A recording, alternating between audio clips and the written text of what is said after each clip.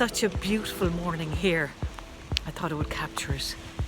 The sun is rising and it is 1 degree centigrade, freezing cold. My hand is actually paining me as I'm holding the phone, but it is just so peaceful to be down here, and you can hear the crackle of the shells underneath my feet, and it's magic to feel the fresh air, to feel the sun and see it and it shine on my face.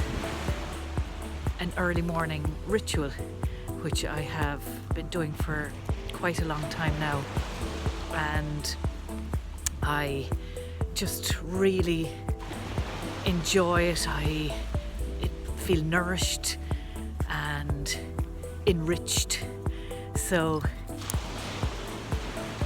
I'm at one with nature, the beauty that surrounds me. So no matter what is going on in my brain or my life or my mind or my heart, I take those few moments every morning to nourish my soul.